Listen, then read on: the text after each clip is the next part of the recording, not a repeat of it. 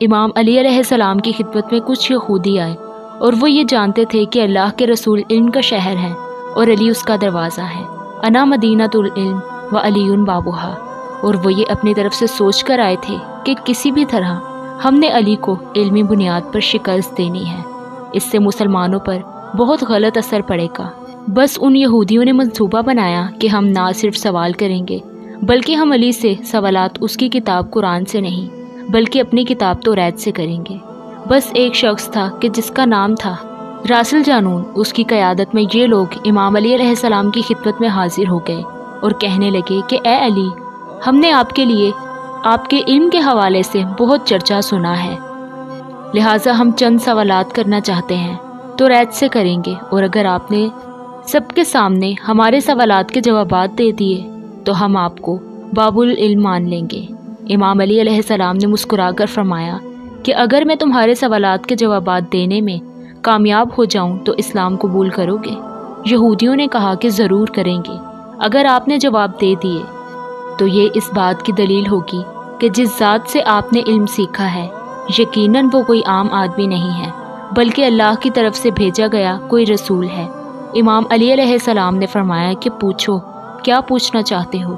یہودی عالم نے مجمع کی طرف دیکھا تو تکبر سے بھرپور لہجے میں بولا کہ پہلا سوال، اے علی یہ بتائیے کہ وہ کون سی چیز ہے کہ جو خدا کے لیے نہیں ہے؟ امام علی علیہ السلام نے مجمع کی طرف نظر دوڑائی اور راسل جانون کی آنکھوں میں آنکھیں ڈال کر بغیر کسی توقع کے فرمایا کہ وہ چیز شرک ہے۔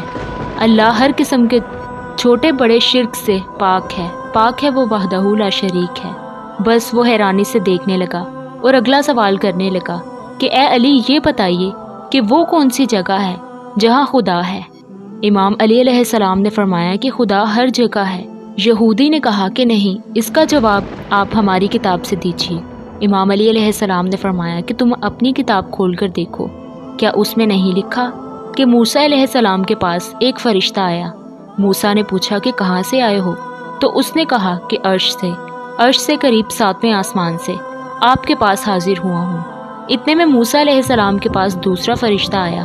موسیٰ نے پوچھا کہ کہاں سے آئے ہو؟ اس نے جواب دیا کہ میں زمین کے 7ویں دمک سے آپ کے پاس حاضر ہوا ہوں۔ موسیٰ علیہ السلام نے پہلے فرشتے سے پوچھا کہ 7ویں آسمان میں تمہارے قریب کون تھا؟ پہلے فرشتے نے جواب دیا کہ میرے قریب میرا رب تھا۔ پھر موسیٰ نے دوسرے فرشتے سے پوچھا کہ تمہارے قریب کون تھا؟ اس نے جواب دیا کہ میرے قریب میرا رب تھا۔ بس معلوم ہوا کہ بلندیوں کی انتہا ہو یا وسعتوں کی جگہ، خداوند عالم ہر جگہ موجود ہے، پاک و منزہ ہے وہ ذات کہ جو کائنات کے ذرے ذرے میں ہے۔ ابھی یہ سننا تھا کہ یہودی مجمع سب امام علی علیہ السلام کی طرف دیکھنے لگے۔ امام نے مسکراتے ہوئے فرمایا کہ ہر چیز میرے رب کے قریب ہے، ہر چیز میرے رب کی دسترس میں ہے۔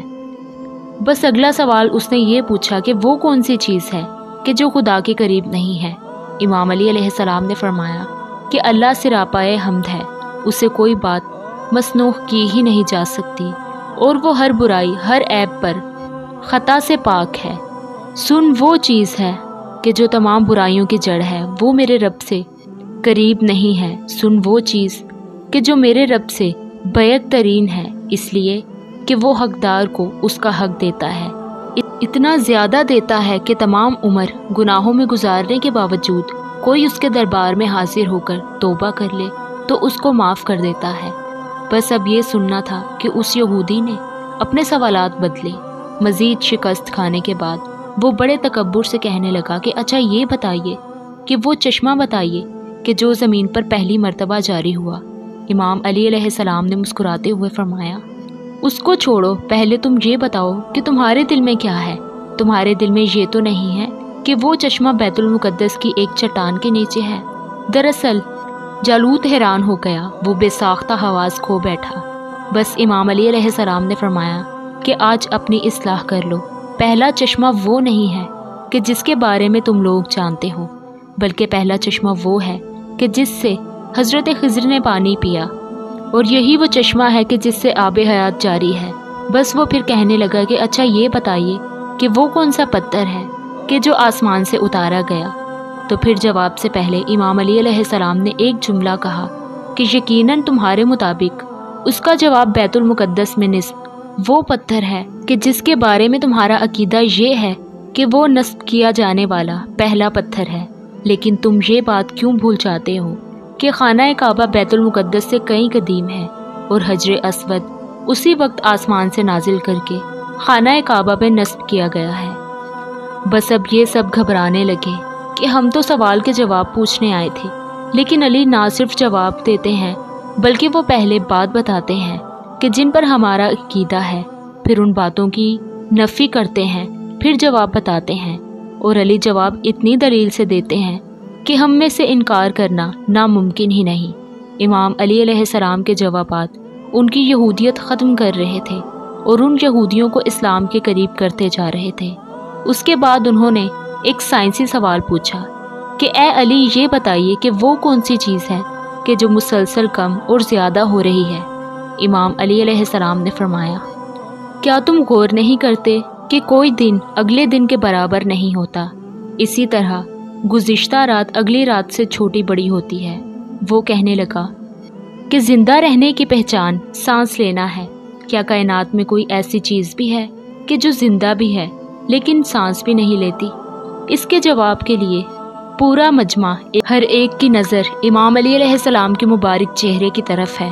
اب امام علی علیہ السلام نے فرمایا کہ جب صبح نمودار ہوتی ہے تو سانس لیتی ہے، حالانکہ صبح نہ روح رکھتی ہے اور نہ ہی وہ جاندار ہے۔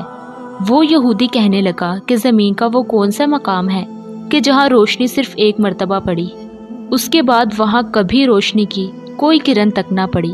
امام علی علیہ السلام نے فرمایا کہ ہاں، یہ سمندر کا وہ مقام ہے کہ جہاں سے موسیٰ علیہ السلام اور ان کی قوم گزری تھی، اور وہ اللہ کے حکم سے 2 حصوں میں تقسیم ہو گیا۔ بس گزرتے ہوئے سورج کی کرنیں وہاں پڑیں، لیکن پھر اس کے بعد دوبارہ سورج کی روشنی وہاں تک کبھی نہ پہنچی۔ پھر وہ کہنے لگا کہ 2 کون سی چیزیں ہیں کہ جو ہمیشہ غائب رہتی ہیں، اور وہ کون سی 2 چیزیں ہیں کہ جو ہمیشہ حاضر رہتی ہیں؟ بس امام علی علیہ السلام نے فرمایا کہ آسمان و زمین کی طرف دیکھو، تمہیں کبھی غائب نظر نہیں آئیں گے، اور وہ ہمیشہ حاضر ہی رہتے ہیں۔ موت اور زندگی کو ڈھونڈو، ان کے بارے میں تمہیں کبھی پتہ نہ چلے گا کہ وہ کہاں ہیں اور کب آ جاتے ہیں۔